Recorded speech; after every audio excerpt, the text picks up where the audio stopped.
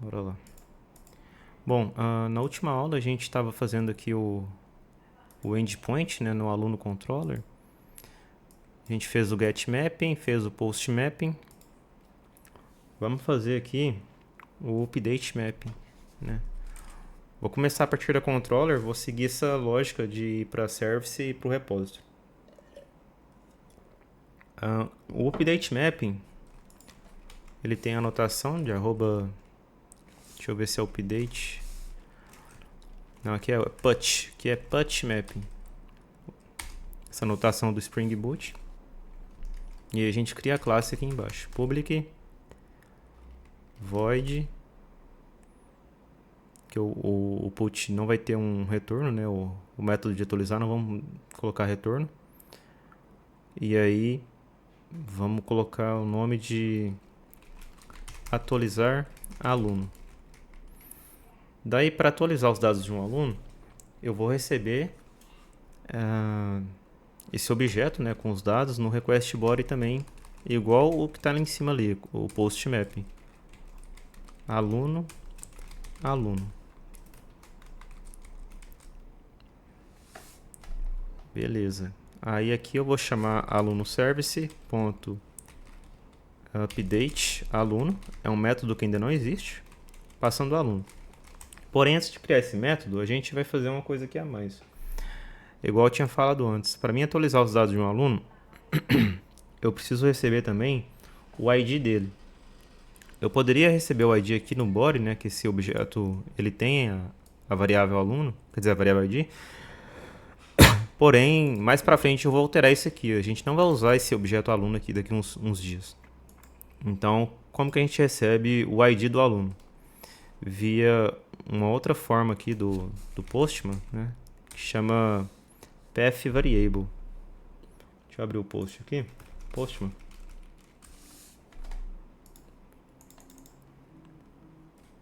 Vou mostrar para vocês.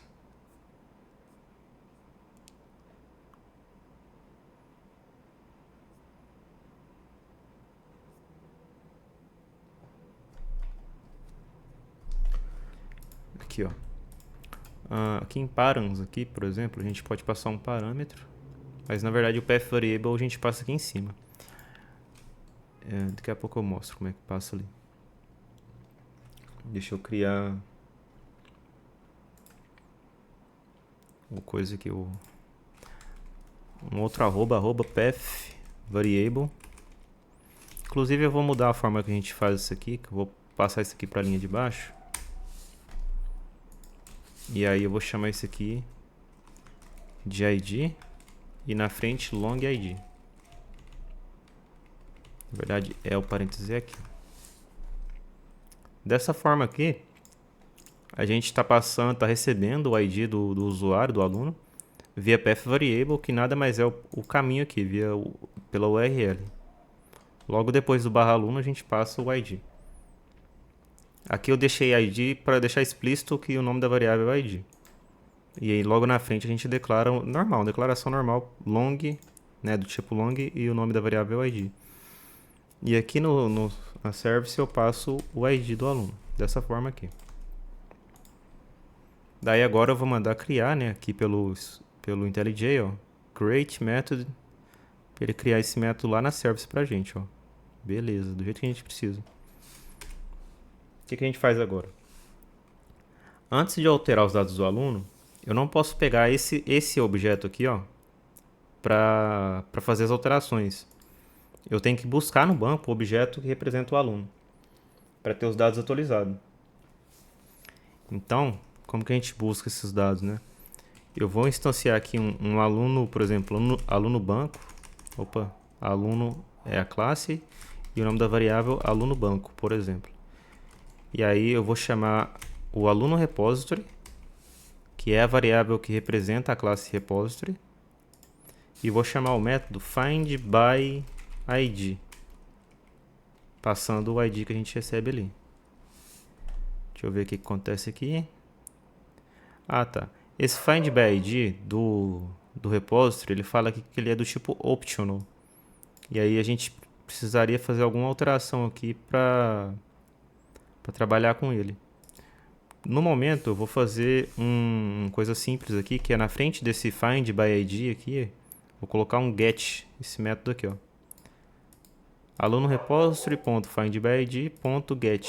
Mais pra frente a gente vai melhorar isso aqui, vai fazer um outro tipo de tratamento para deixar isso aqui melhor. No momento eu vou deixar esse ponto .get aqui na frente mesmo. Aí beleza. Essa linha aqui, o que ela vai fazer? Ela vai lá no banco e vai procurar o aluno de acordo com a ID que eu forneci, né? Deixa eu abrir o banco de dados aqui.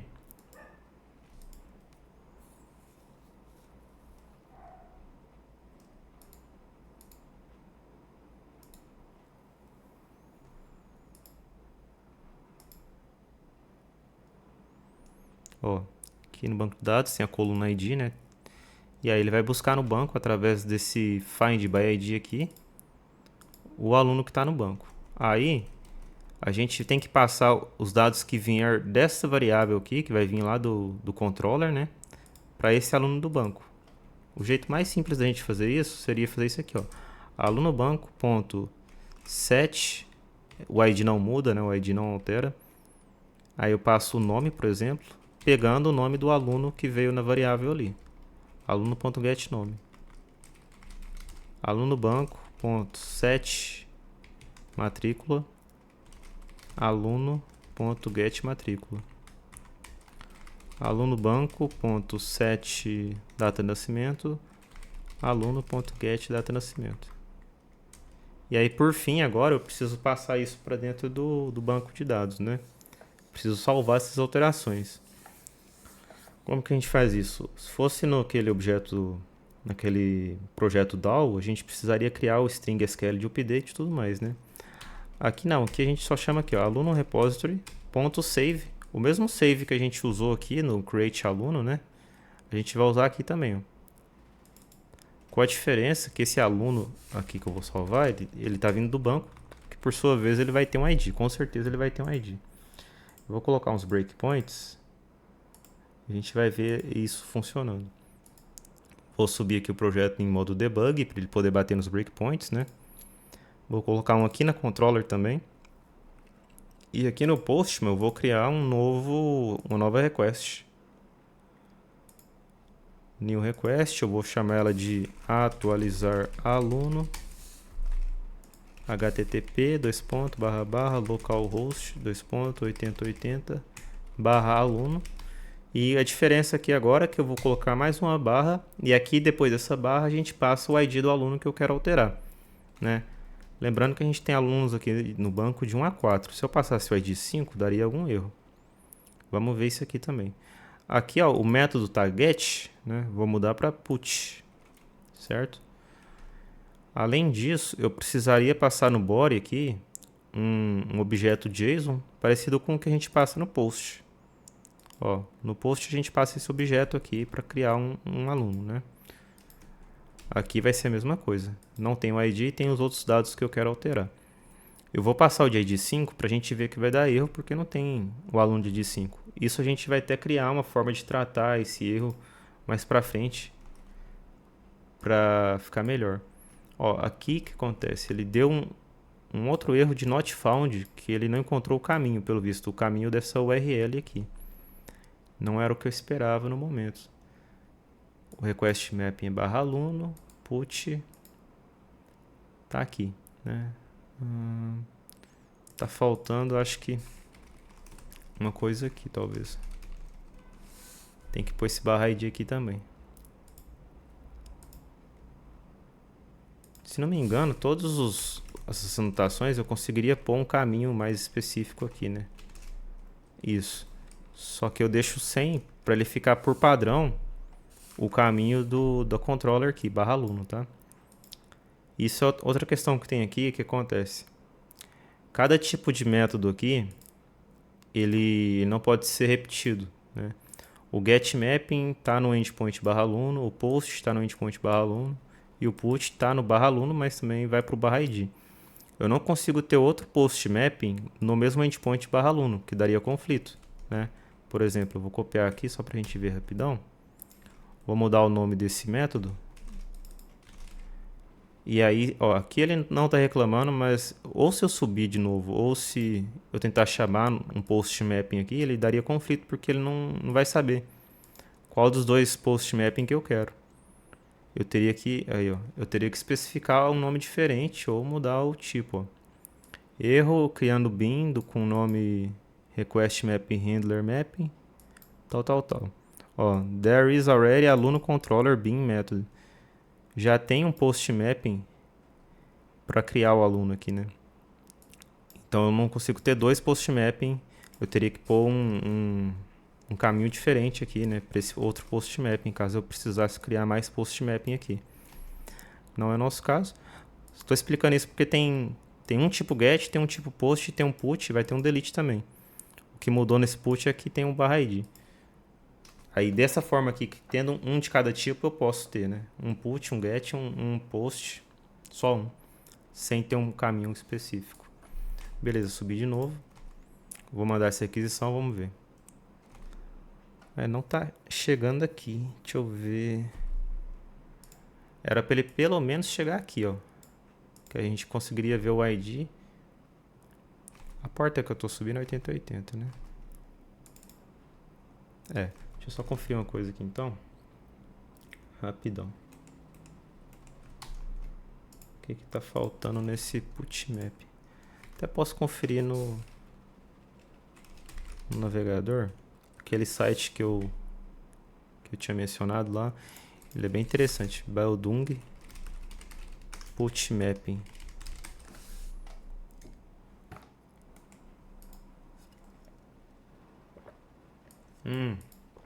Aqui, ó.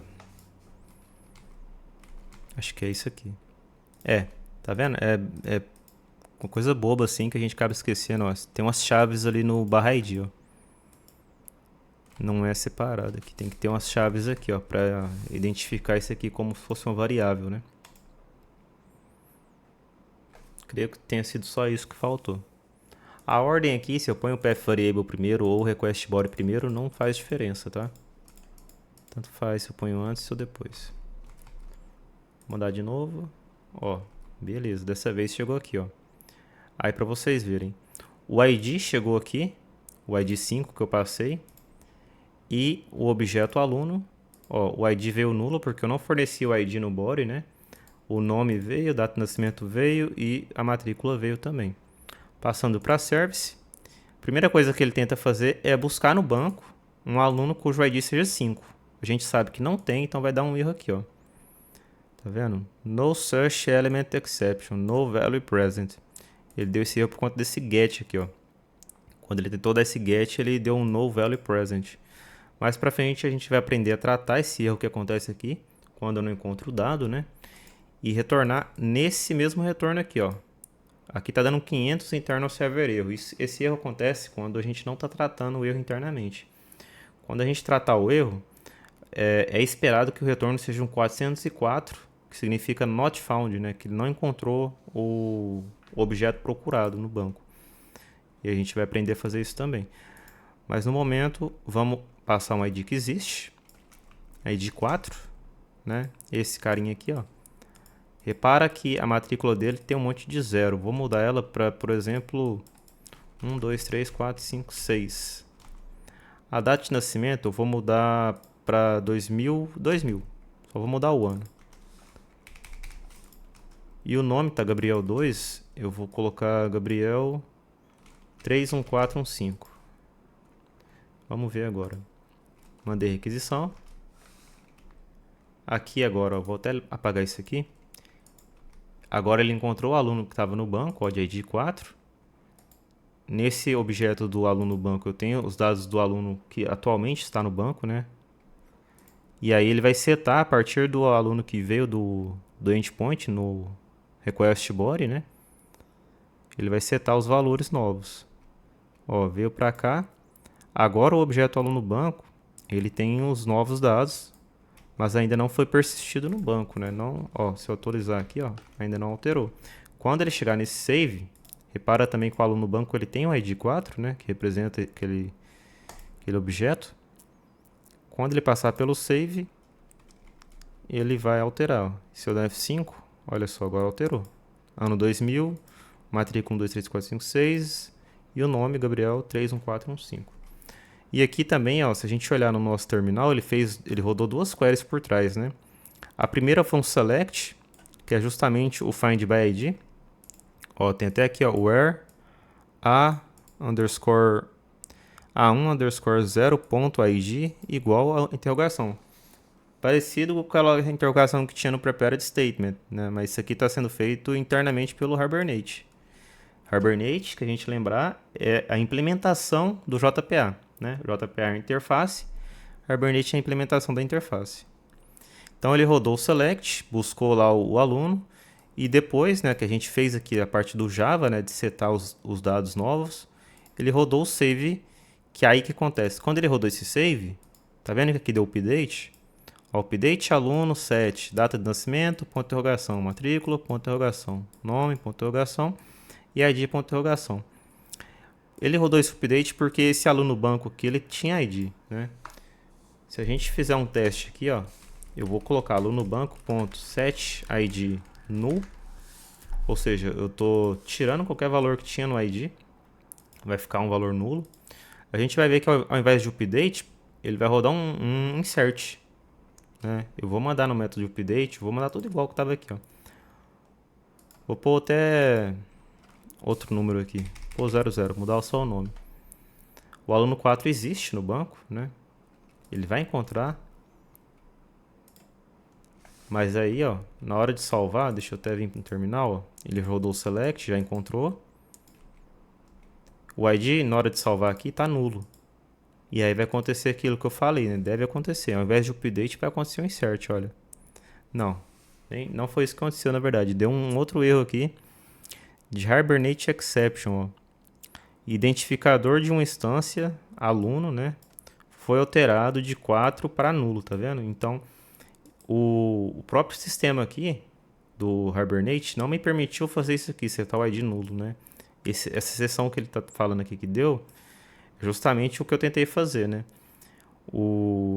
Durante o momento aqui da execução do projeto, né?